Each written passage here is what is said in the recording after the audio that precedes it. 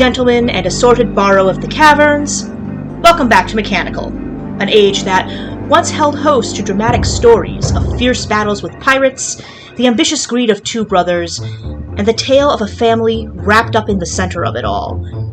Atris certainly tried to save the people of Mechanical by building them a fortress, all for naught after all of the damage the brothers had caused, allowing the black ship's purchase here and causing a whole civilization's destruction.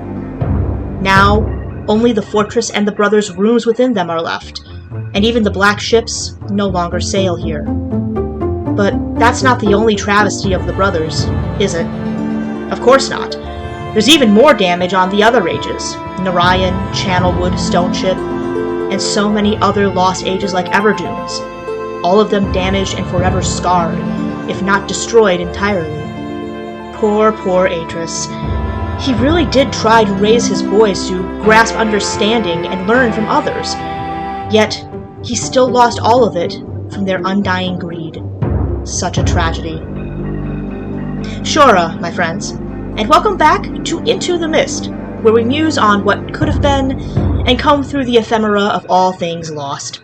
And Myst as a whole certainly does have quite a lot of lost things in it, doesn't it? From things left on the cutting room floor like Dreamforge's version of Myst 3, to animations that the devs forgot to delete from their folders, like Boiler Island's missing book press, there's no shortage of things being buried and lost to the sands of time in the Myst saga, waiting undiscovered and forgotten in the rubble of Dunny's ruins for someone else to find. But as a certain American horror author from Rhode Island once wrote, there are in fact things man was not meant to know, secrets that should stay buried, pieces of puzzles that must never be solved. And one piece of that in particular is what I'd like to talk about today. A certain creative project that tried to take liberties with the canon of what we know, and failed miserably. Two tales that so badly botched simple things like character names and basic Dunny history at the time, it may as well be an AU. A series of comics so bad that Cyan had to step in and shut the whole thing down, canning it forever. I am, of course, speaking of the dreadful Myst the Book of the Black Ships, of which only 2 issues were ever published, for very good reason. Join me now, my friends, as I travel the treacherous seas of its history and dissect these forgotten bits of Myst ephemera, these page marginalia in the descriptive book of a franchise, and why, as Saavedra once so aptly said, it would be better if one had died than ever read such a missed opportunity of a comic series.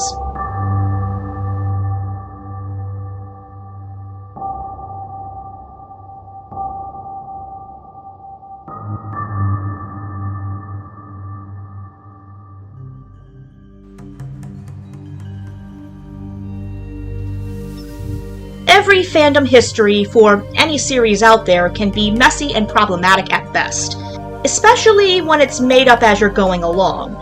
And it has been known to even kill franchises sometimes. Just take a look at how some manga and their anime adaptations have suffered from a lack of a solid endpoint. I'm looking at you here, Black Butler. And Myst as a whole, especially in its early days, is no exception to that rule. In fact, Myst's early days, with its lack of canon, cohesion, and no real foundation yet to speak of, besides the concept of linking in trap books, is a particularly messy one that thankfully didn't kill the franchise at all, but easily could have. You see, back in 1993, and especially in 1997 before Riven was released, we didn't have much detail or information about the Dunny, Atris' family history, or anything else really. All we had to go on from 1993 until 1997 were the Myst Reader novels, Myst itself, and Word of Yavo and Rand and Rawa. What those sources said was law as far as explorers knew. Characters like Saavedra and his story, and how that intertwines with Atris' family, weren't present yet. A lot of the history of the Dunny explained in Uru was left incomplete or didn't exist, and we didn't even know where Cirrus and Akinar ended up after their trap books were burned. They could have been dead for all we knew. We even, thanks to mild editor meddling in the original printing of the Book of Atris, had the mistaken idea that the location of the cleft on Earth was somewhere in the Middle East, judging by names like Tad-Janar and how Keita's attire looked in the original Riven. Also happening at the time in the comic book world in the 90s was an era of experimentation, an age of edgier and more morally complex tales, lasting from about the early 80s to around the end of the early 2000s. Its heroes were flawed, its worlds less rose-tinted, and its stories much more cynical in nature. This was the Dark Age of comics, so named for how comic storylines in that period tended to go a lot more gritty. This is when characters like Judge Dredd and the Punisher became more popular, edgy and morally gray characters fitting the cynical 90s attitude. Even the typically hopeful Marvel comics got dark during this time, with storylines like Spider-Man and the Symbiote Suit arc spawning darker characters like Venom. And of course, over on the DC side, this time period is well known for giving us the modern-day take on Batman, a gritty, conflicted hero with deep psychological trauma. In fact, some of its most influential stories, like The Killing Joke, The Long Halloween, and The Dark Knight Returns, were written during this time. Even cartoon adaptations like Batman the Animated Series got more morally complex, despite being made for kids. All of this is in comparison to the lighthearted Silver Age that came before it, where the then Comics Code Authority, established as a byproduct of McCarthyism and moral reform, was still binding comics authors on what they could and could not write. By the end of the 70s, that limit was repealed, freeing authors to go darker and be more adult with what they wrote, until that too became a stale formula. Enter Dark Horse Comics, a Milwaukee-based publisher of graphic novels that specialized in comic book adaptations of other media. Established by two brothers in 1983, Dark Horse is most well known for comic series like Sin City and Hellboy, as well as for producing series based on other franchises like Alien, Star Wars, Conan the Barbarian, and even Buffy the Vampire Slayer. Yeah, really, a Buffy comic. Who knew? They even published some based on books, particularly the works of Edgar Rice Burroughs, the author of Tarzan. True to its namesake, Dark Horse broke the mold of what comics could do and be at the time, trying new things and being more creator-friendly in terms of royalties and ownership of property. And they were all too eager to make their name by working with popular franchises, from movies to TV to video games. And this is where Cyan and Myst came in. Cyan had a popular game with a budding media franchise, and Dark Horse had people who wanted to tell stories in the Dunnyverse, and so it seemed like a match made in 90s nerd culture heaven when the two joined forces to set up the start of a brand new Myst comic book series. It was to be a 4-issue short-run series about how Cirrus and Achenar became so villainous, and after that tell anthology-style stories of Dunny parables and pre-fall tales, something like a Myst version of Tales from the Crypt, illustrated in lush and colorful detail by artist Doug Wheatley. It was meant to expand and enhance the Dunnyverse, establishing a canon that new games could call back to as an ongoing resource. After all, the canon of Myst was not yet set in stone, and so anyone who wanted to work within its universe had to have a lot of imagination and make up their own tales in it. But that's not what happened, is it? No, instead what happened was the killer of so many dreams, the terrible process behind so many bad entries in established fandoms, from Scream 3 to Silent Hill Homecoming. Executive meddling. We all know what became of Riven when too many authors were adding to the text of its descriptive book, and so it is the same with the Myst comics. You see, the first author, Lovern Kindzierski, is a Myst fan, and did the right thing by working with Cyan, having their approval for the script of these tales. But after Cyan signed off on the rights to Dark Horse to make a Myst comic, and while the panels were still being inked, the editor, Melanie C. Chadwick, yeah, it's really her name, tossed the whole thing and hired someone else to rewrite the script and make it more exciting, a more Hollywood-style author named Chris Ulm. And this is where disaster struck. Because like Gen altering age 34, Chris decided to change everything in the script that he possibly could, simply because he could, relegating Lovern to a plot credit. And Chris, not being familiar with the Dunnyverse, made many basic errors. He swapped the names of characters around. He completely reworked the fall of Dunny. He decided to remove important characters like Tiana and Agiris from canon events, and gloss over easily checked established lore from the games and the novels both. By the end, the script was barely approximating the story that Lovern had so lovingly worked with Cyan to craft, and so Cyan was betrayed. It was this Gen-like false hubris from Dark Horse that doomed this comic series, and in doing so, caused Cyan to see how badly their franchise had been treated and pull the plug for good. For very good reason, as we soon shall see.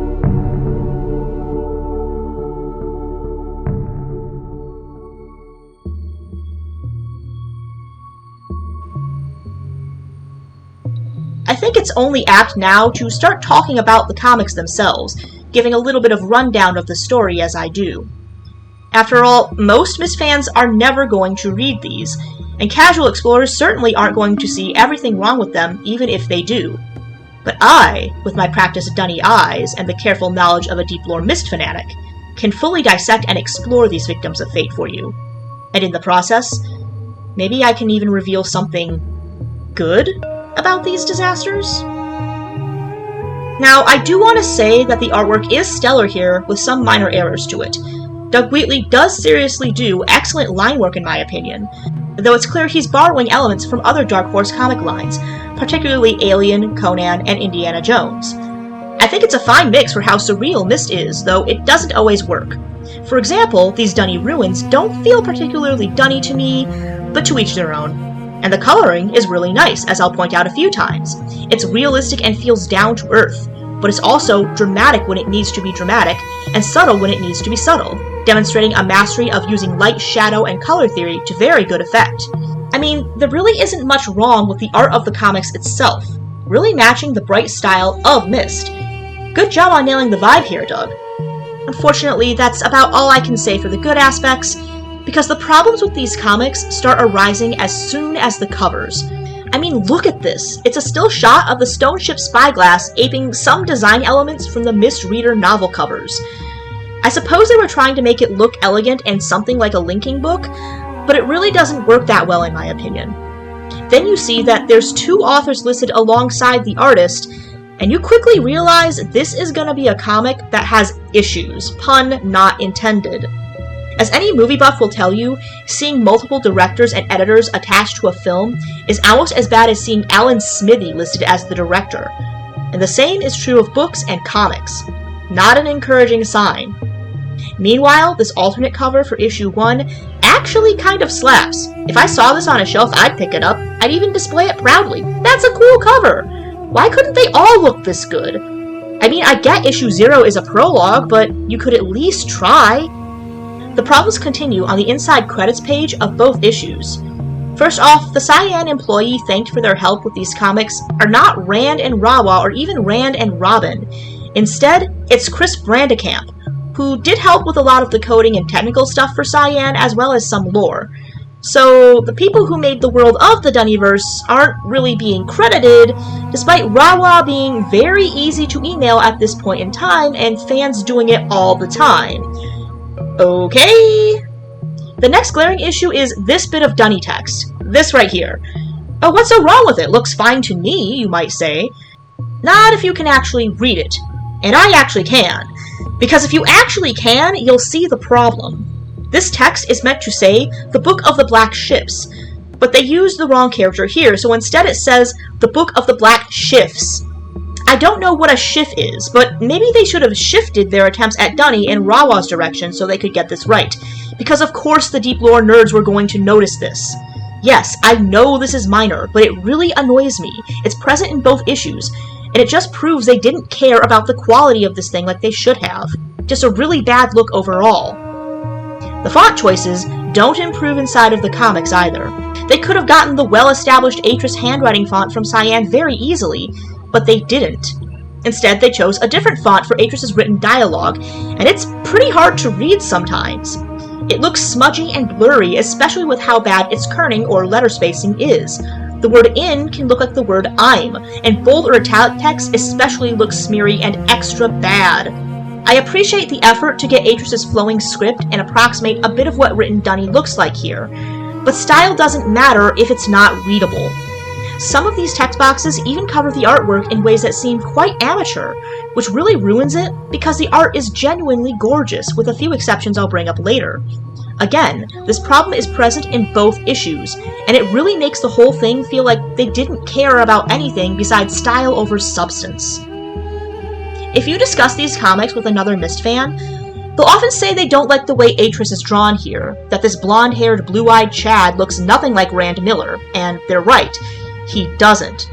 In fact, nobody in these comics fully look like themselves, but I think the designs are okay enough and do look pretty close. This does look like a young Cirrus and Achenar to me. This looks like a feasibly young, if overly Chadflex version of Atris. This definitely looks like Katran, and I could even see this being a short-haired and younger Gen. The costumes and attire are also mostly accurate, except for these weird Dunny clothing choices, but since Uru didn't exist yet to inform us on what Dunny clothing looked like, I'll let that one slide. But then you get weird choices and inconsistencies, like this version of Gen having long, flowing, luscious locks, and then later being shown with shorter hair, which... why? And what is up with this super lantern-jawed image of Katran here? I get some women have more square jawlines, but this looks nothing like Sheila Gould or the images of what we know of Katran from the time. Plus it just feels like they couldn't draw women's faces that well, especially when she doesn't have this look in later images of her. They can't even keep jawlines or hair length consistent between parts of the same story, which is bad form because consistency really is important. Plus, it means you don't know your audience. We're Myst fans. We obsess over tiny details for fun because that's what these games have trained us to do.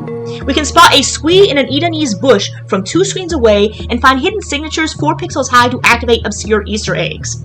Some of us nitpick so hard, we've even repeatedly pointed out the weird issue with Survey Island's skyline not matching the water level inside and outside its structures, to the point the Riven remake fixed it. We definitely are going to notice when things are this obviously inconsistent. There's only one more thing I think I need to reference here before moving on to the actual meat of these things, and that's the timeline in the back of issue 1. Oh, where do I begin with this? It is really cool to see a proto-timeline of the Myst saga before Exile or even Riven was released, just to see how people thought about the story thus far. But these details are just so wrong, and so easily debunked. First off, plot-relevant characters like Tiana and Agiris are missing from the Book of Tiana part. These are crucial characters, you can't just ignore them like that.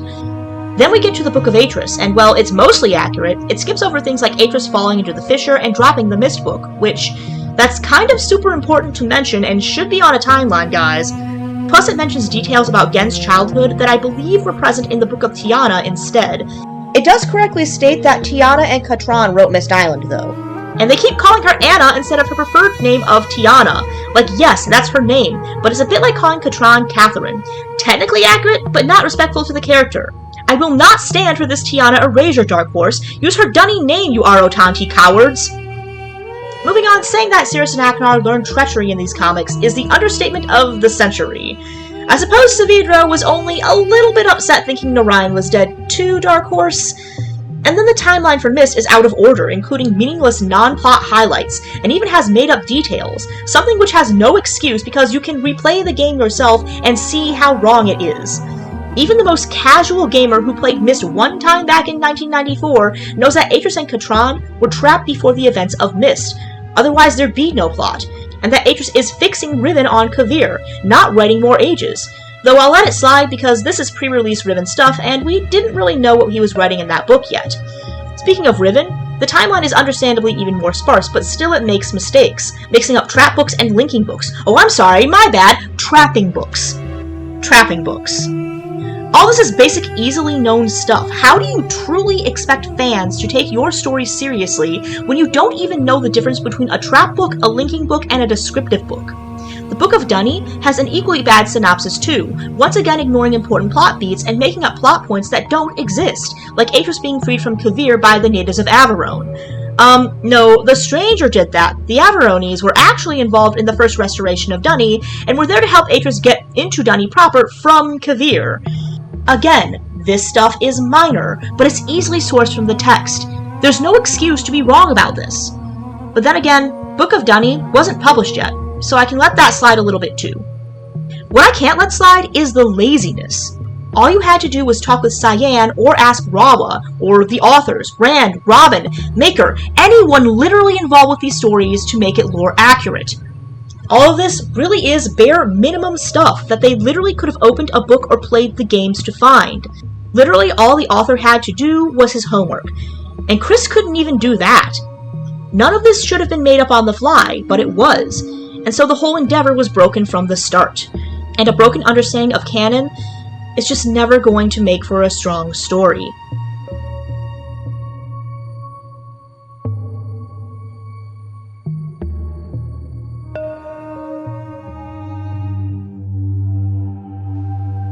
We'll begin to discuss why these stories fall flat with Issue 0, a preamble freebie released online sometime in 1997, before Riven was published, but after the Book of the Black Ships Issue number 1. This isn't exactly that weird for Myst as far as written stories in the Dunnyverse go. After all, the Book of Tiana is the prequel for the entire Atris story, and it was published after Myst was. And since these comics were released before Riven was released, that means the timeline and the lore were still being written, so it's not as if it could be that bad if things felt a little off, right? This story appears to be sort of a parable about Dunny, something that Atris is recalling as he thinks back on his trials with his father, but it doesn't really start that way, and the title, Passages, doesn't feel indicative of what the story is trying to say here. It feels a bit bland for a title? Maybe that's just me. Anyway, we open on Atris in Kavir speaking of his thoughts on Gen, and how his own heart remains a mystery in the matter. No it doesn't, Atris? Like, it really doesn't. As far back as the Book of Atris, we know he's disappointed in his father, even plotting at one point to kill him in a really rather tense scene in that novel. "Why did you have to be so small a man?" he whispers to a sleeping Gen in that scene, disappointed and upset his father is a narcissistic monster, before pulling back, his conscience getting the better of him. It's a great scene that emphasizes Atris' character, something this comic seems to have forgotten entirely. Atris reminisces on some of the memories of his father and himself, and it seems like these are meant to depict the scenes in the Book of Atris that take place on age 37, an age that Gen altered and destroyed to prove a point to his son, though I'm pretty sure that age was a little more tribal in nature than the stone temple shown here.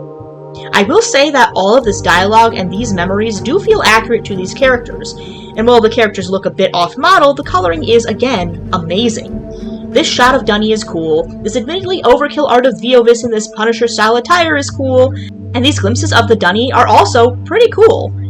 Except for this line right here, which, for some reason, is kinda...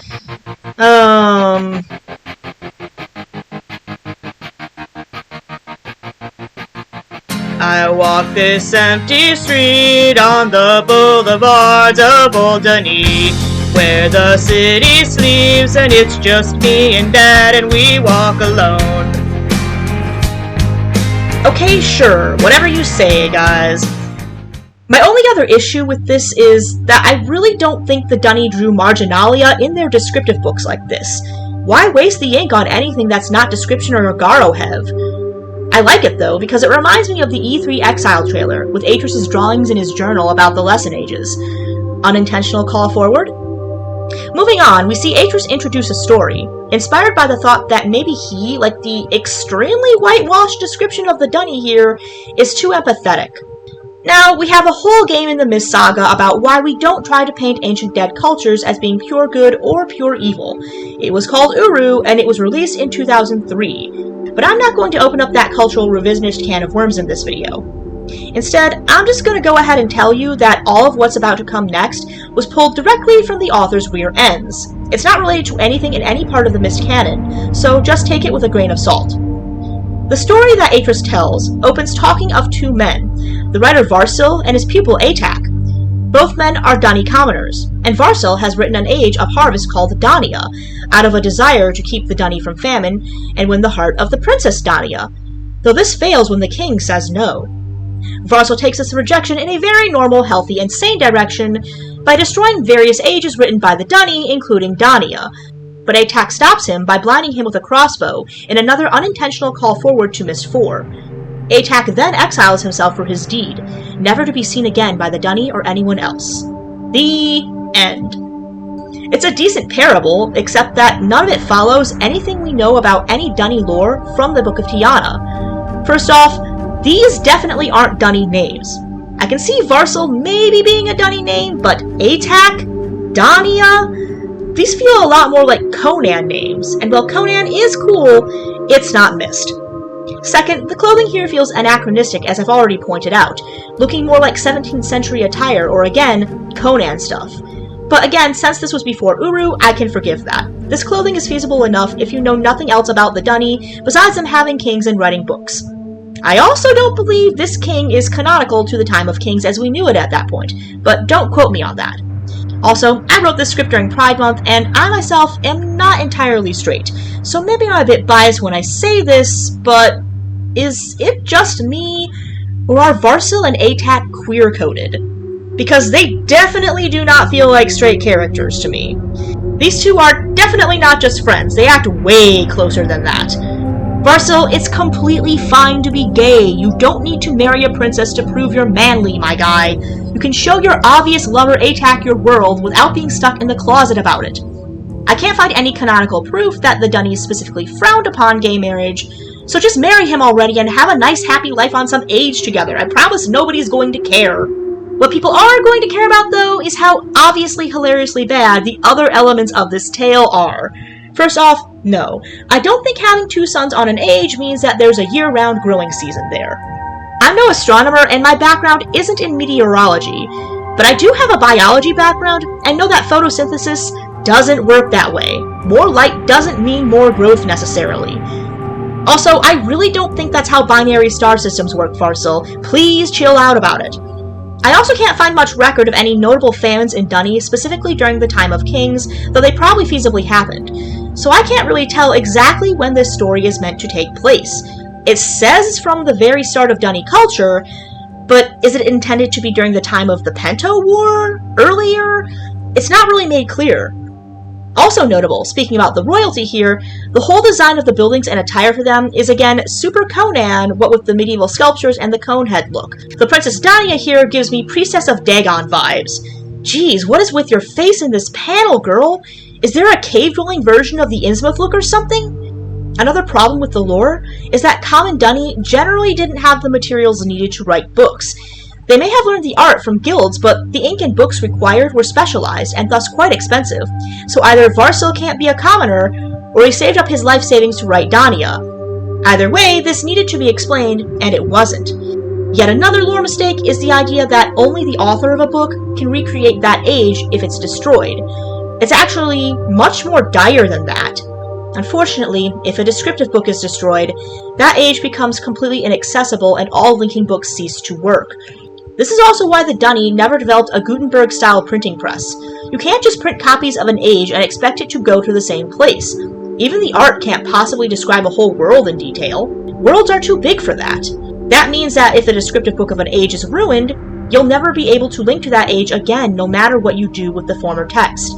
A tragedy so dire, it makes for key plot points in both Riven and Exile. This stuff isn't obvious to most readers, but to Myst fans, it's common knowledge, so it's super weird that this wasn't made obvious here when every other Myst thing thus far has stated over and over and over again that you can't rewrite a dead age. Then I really do have to point out the ending of this story, because it is wild. I'm starting to think that some of the art direction and design choices here are Easter eggs for other franchises, because I can't otherwise explain how Doctor Strange Varsil looks yeeting these books, or how this whole ending scene feels very Star Wars Anakin's betrayal. But even then, obvious Easter eggs to other comics isn't the way to breadcrumb Myst fans into reading them. We're nerds. A lot of us already read comics and would just see this as very jarring, not cute. It's nice you wanted to hide stuff for us to notice, but I think I speak for everyone when I say we'd all like it a lot better if you just put that effort into making your comic be lore accurate. I'm also honestly not sure how much force Atac used with this crossbow bolt here, but it had to be a lot, because how else did it puncture clean through Varsil's hand, and how did he gouge the man's eyes out so easily with it? And why does it look like a pen in some of these panels? Yes, I know it's supposed to be a crossbow bolt, but it's so badly drawn that while reading this, I somehow missed the crossbow itself and thought it was a weird Dunny ink pen of some kind. Then got really confused about how Atac stabbed him through the hand with a pen, looking like some scene straight out of a Scream sequel. Pretty sure there was a scene with a hand stabbing in Scream 5 at least. It's also pretty inaccurate and a little ableist to say that you can't write if you can't see. Not only is that flat out wrong, but I'm fairly certain the Dunny had to have some sort of braille or something. There's devices for that on Earth, so why couldn't the Dunny, noted for their tinkering prowess as well as the art, have invented a braille note type device for Varsil here? Sure, it wouldn't work in trying to write using the art, but he could still write things normally just fine without his sight with a device like that. Then the tale closes by Atris pointing out that this parable apparently comes from the start of Dunny's history. But that can't be, because it's not accurate to what we know about the Dunny arriving in the caverns in the novels. It's super easy to find the story of Rhaenyra and his cohorts establishing Dunny, so, again, when is this tale supposed to take place? And then it ends abruptly, no coda or satisfying stop point. It just ends. Granted, a lot of prologue comics are rough and messy sketches that end abruptly like this, but this is messier and weirder than normal, to the point it feels deliberately bad. There's always a case to be made for stylistic suck, making something be so bad it's good. But this isn't it. Finishing a story is the one case in Myst or anywhere else where an ending should absolutely always be written. There's no excuse to end even a preamble comic like this, guys. Finish your stories properly. At least give us some kind of proper coda, if not an ending. Anything but a jarring full stop like this. Maker, this story was wild. It really does feel, reading this in retrospect after the whole series has been published for years, like some kind of weird alternate universe. It's like a glimpse into a version of the Dunnyverse where the stranger stepped on a moth in Idana or something during their adventures and it changed the entire course of history. It's strange. I can easily enjoy myself with bad media, though. I didn't go into this with high expectations, and the inaccuracies certainly left me laughing out loud, so at least it was entertaining. Of course, though, that's not the only comic we have to look at. There's still the other issue, and I think this one might be even more insane, more inaccurate, and a whole lot more disappointing.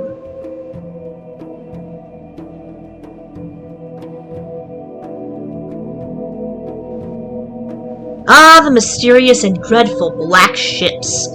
Quite an interesting concept that never really gets explored in Myst proper, right? There's a whole backstory in Myst about how these guys plundered Mechanical and left it abandoned, and it's implied Sirius and Achenar worked with them to do exactly that. But Myst itself doesn't ever fully discuss it beyond the journals or what you find in its ages, leaving you to pick up the pieces yourself. Dark Horse wanted to fix that, it seems, with issue number 1 of Myst, the Book of the Black Ships, which, as I've stated, was meant to be a 4-part series following the brothers' descent into evil. After all, everyone loves pirates, and almost everyone likes a good Start of Darkness parable, don't they? It could have been an interesting miniseries if done well, answering some long unanswered questions. It's just really too bad, then, that it doesn't do any of that and make some bonus missteps along the way. For starters, we opened this tale on Atris discussing the fall of Dunny, and by the maker, did they have to do it so dramatically? It wasn't a poison gas attack from nowhere that killed them, guys. It was a biological plague engineered by 2 overambitious villains. The Book of Tiana confirms this, but we already know how little Chris Ulm thinks of the Myst canon, so that's irrelevant anyway. That said, the artistic rendering of the fall here is fantastically done, in devastating detail. And seeing this proto-idea of what the Dunny city looks like is pretty cool. We even have a prototype Karath's arch present, long before Uru shows it, which is awesome! I also like this weird age in the intro we see Gen standing in. I want to explore that age! It has weird plants and little dragons in it! Weird plant ages, my beloved! But is it just me, or is Gen in this panel looking a little...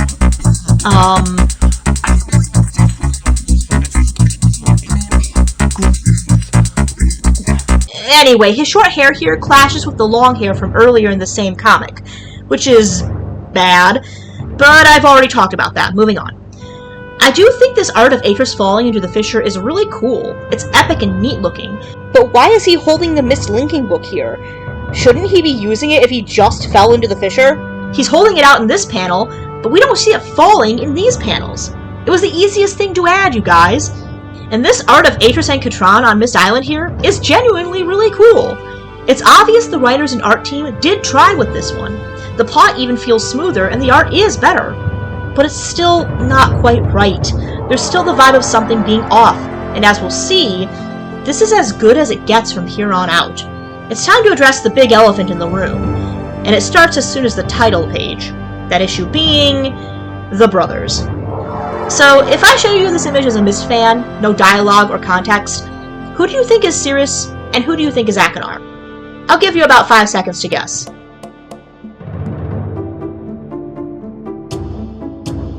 All good? If you said the black-haired boy is Sirius and the red-haired one is Achenar, I'm sorry, but you're wrong according to this comic. All common sense and knowledge about Myst says you should be right, but the comic says you're wrong, because this black-haired boy in blue is Achenar, and the red-haired boy is Sirius. I'm not upset about the color swapping here, I think that's fun, and Revelation does the same with Haven and Spire anyway. But I don't like the name swapping, and it also makes no sense with how the characters act. So I'll just be calling black hair boy Sirius and the other child Akinar, despite the names being wrong. Just ignore what the comic says in these panels, and the story makes perfect sense. So we open on Sirius and Akinar as young boys in a schooner of some time, one that looks a bit too futuristic for Myst in my opinion. Dark Horse, Myst is indeed surreal, but it's not Metroid. You can't just inject sci-fi into it and make it work. At least make this look a bit more steampunk. Sirius and Akinar have run off on Mechanical into the territory of the Black Ships, and when the Black Ships do find the boys, they're scooped up and taken hostage in a series of panels that make for quite the visual spectacle. But while the scene is cool looking, the elements here are jarring. The pirate ships having so many elements that look obviously evil, while also being obviously sci-fi, is suitably surreal for Myst. But compared to the boys' tiny little Metroid schooner here, it just looks anachronistic, and not in the good way. Also, what's with this messed up bodhisattva on the ship's side? I get it might be meant to evoke the pirate leader's appearance, and I don't really mind mixing together cultural elements from Earth for an alien civilization. Both Narayan and Serenia do that. But there has to be consistency, and this isn't it. And speaking of that image, while I admire the design elements that Dark Horse went for here, that's the only good thing about it, because unfortunately, the way the culture of the Black Ships is portrayed smacks more than a bit of bad racist ideas about the Orient, a very westernized idea of how the East works. It's all very Yellow Peril Dr. Fu Manchu, down to the imperial-looking advisors and the fat oriental-looking leader of the Black Ships. And it just feels really, really weird and gross. I assume the concept for this came from the Black Ship symbol being a cross and crescent moon, which I guess does feel sort of Middle Eastern, but even then, this is bad and you should feel bad. I don't care if Conan did it first. It wasn't acceptable then, and it isn't acceptable in 1997, and it's certainly not acceptable now. Why even go this direction with an alien culture at all, when you so obviously knew better? Touching on the Black Ships in general, though, I really do like their cultural concept here. They're a pirate civilization that apparently worships a god of excess and death called the Nameless One, sees beauty in the deaths of others, spends their whole lives living on these massive evil-looking galleons, and engage in loot and plunder to survive.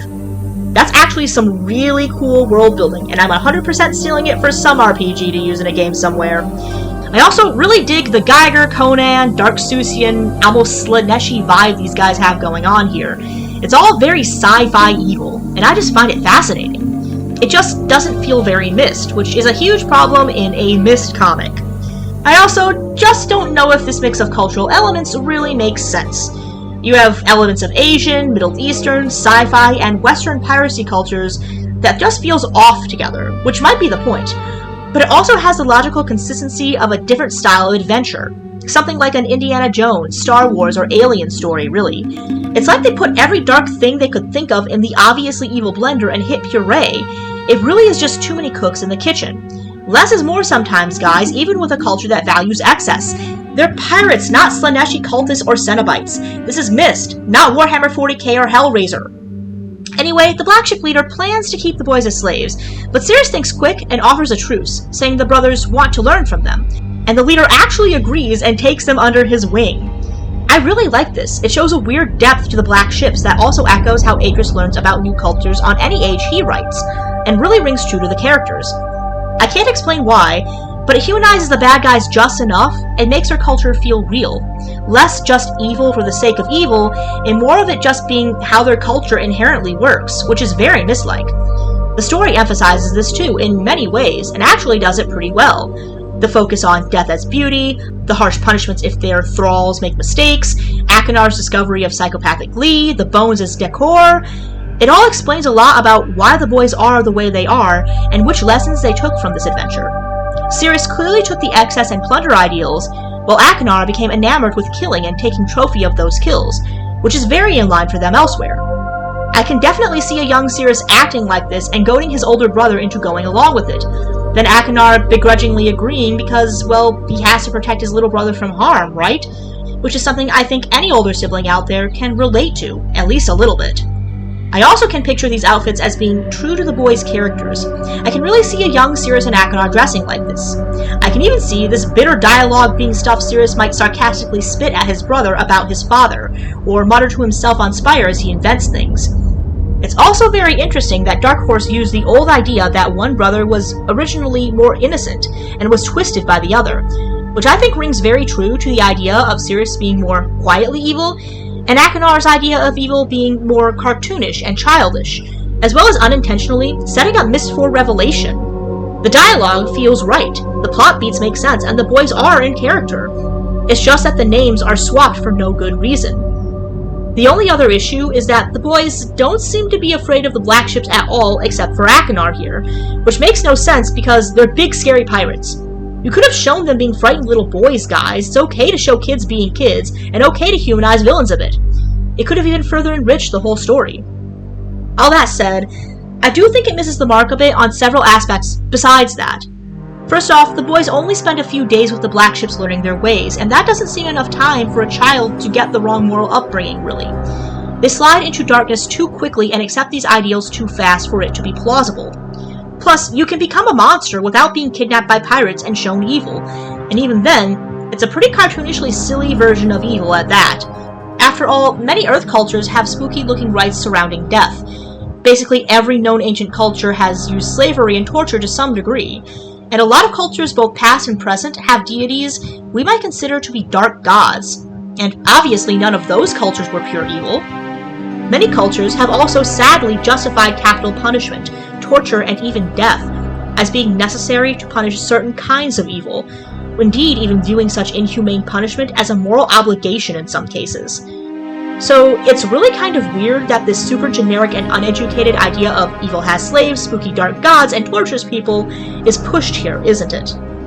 The authors didn't really write evil here.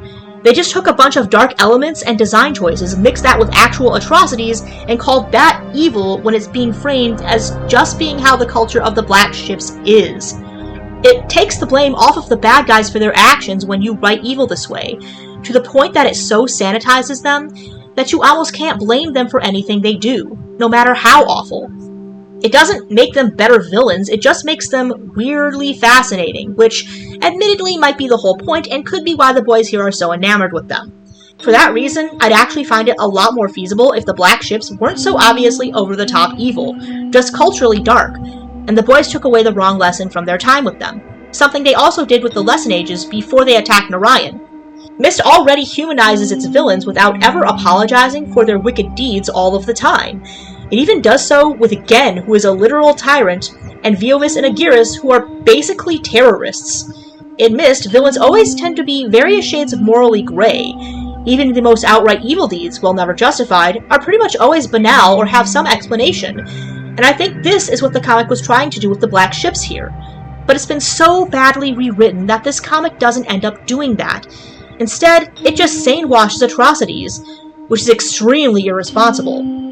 There's also name-drop things that don't get explained, plot points that feel off, and dialogue that feels wrong or doesn't resolve fully. This dinner scene, for example, where the leader asks how the boys found their ships, and the boys don't answer. Or when Achenor critiques the black ship's culture in a way that Sirius would be much more likely to say instead.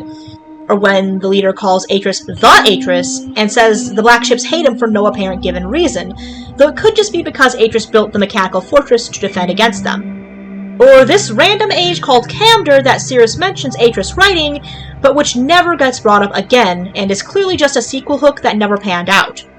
Or why the boys don't think Atris could have invented anything that the black ships did, when we see over and over again that he most certainly can, and just chooses not to. None of this ever gets explained, and sadly none of it ever will be, despite this whole story making sense as a start of darkness for Sirius and Achenor. Because some lore is wrong, and some, like the sky and sea changing color with the return of the black ships, is correct. There's really interesting discussion about this story, and nature versus nurture, and the banality of evil, and cultures to be had here. But it's all moot because it's all non-canonical. It also really cheapens the plot of Myst and Exile, in my opinion, to have the boys become pirate leaders, because it lessens the impact of them simply learning the wrong things from their adventures, despite Atris' best efforts. Even when we do see Atris and Katran behave like real, rational, normal parents might in this situation, it rings hollow with this interpretation of the boys' start of darkness, because it feels like they would have stopped it much sooner than they actually did in the actual canon lore. Atris yells at them, yes, Katran is suitably relieved, but then nothing ever really comes of it. He says he'll keep closer watch on them, but then backtracks, which is very Atris, but that still doesn't gel with what we know of Tiana's death affecting the family, making this, you guessed it, yet more Tiana erasure. You can't just remove a whole character that's this important, Dark Horse. This isn't up for debate. Put her back! Also, why does Atris look like he got stung in the cheek by a bee in this panel? Weird. Overall, this comic is better than issue 0 and does have some things to like. The characters feel accurate. The black ships have a genuinely interesting culture, and the art is still gorgeous. This image of Sirius linking is my avatar on YouTube for a very good reason. I also love this undamaged shot of Mechanical's horizon, and this shot of the black ships under the red sky being led by the boys.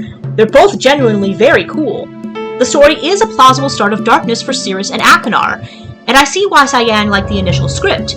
The problem is everything else. The story gives the bad guys too much unearned sympathy.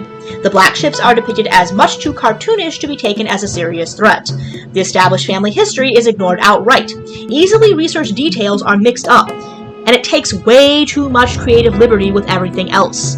I admire that the authors got creative with their interpretation of Myst lore here, but it feels so far off the mark, especially of what we canonically know happened, that it just doesn't play nicely together at all.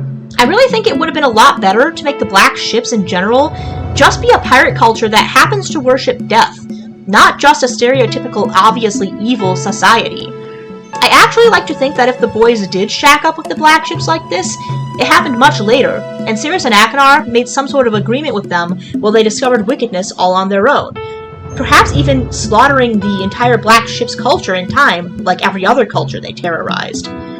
There were good bones here, and the creators clearly did do their research. But such a waste. If they had just not tried to go Hollywood and left the script alone, this could have been an epic tale. Truly, a tragedy.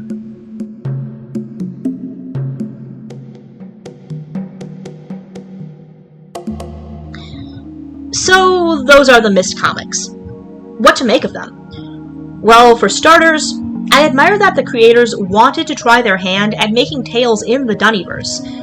I can't fault anyone for trying to do something creative with such an interesting universe. It seems clear there was passion behind this, and Cyan was eager to work with Dark Horse. But there really just is no excuse for a lot of the issues with these comics here. I mean, the authors and editors clearly knew better. They even admit they had read the novels and played the games, and they still came away with the incorrect ideas of the mythology. They still misspelled stuff in Dunny and swapped names, making easily spotted mistakes even a Mangry could notice from miles away. Just how? How are you a fan of Myst making these errors even this early in the series' life cycle? It makes no sense. If these two comics are anything to go by, and later volumes were meant to be untold tales of Dunny lore, I shudder at the inaccuracies that would be present there too. If they had just simply worked with Cyan more closely, instead of trying to take creative liberty so far and make Myst something it isn't, this could have been a fantastic series. But they didn't do that.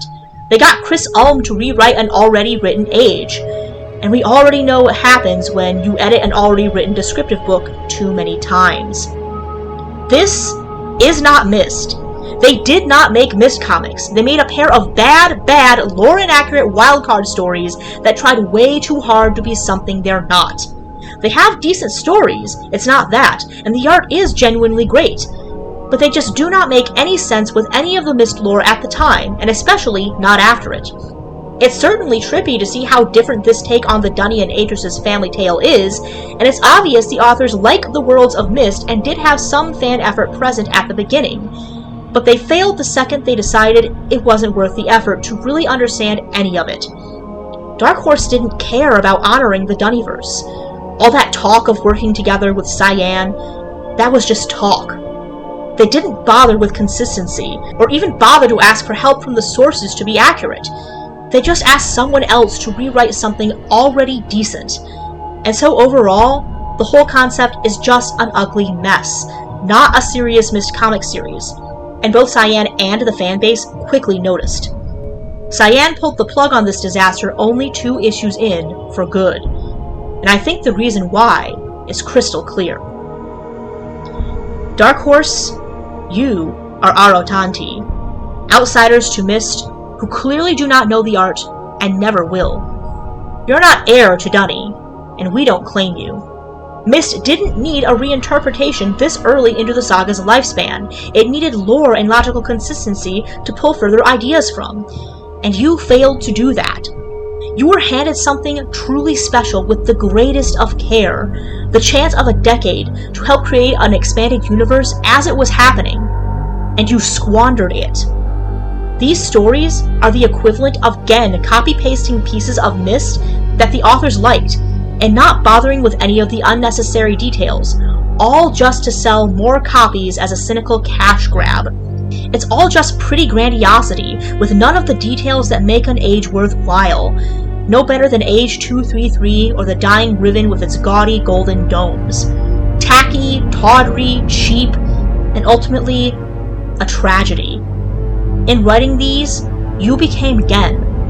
And so I only think it apt to quote that man when referring to my opinion of these comics. Dark Horse, I am no longer your Myst fan, because you are no longer my canon.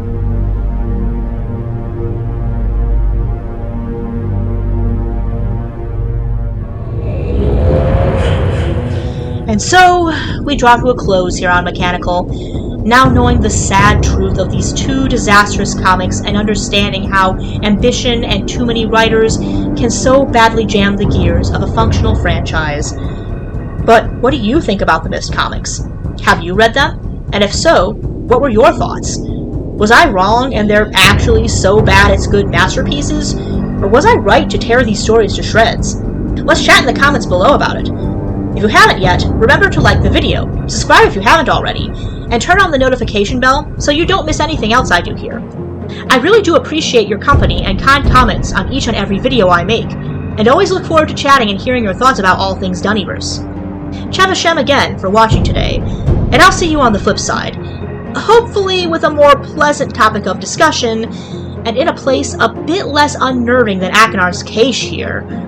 Ugh.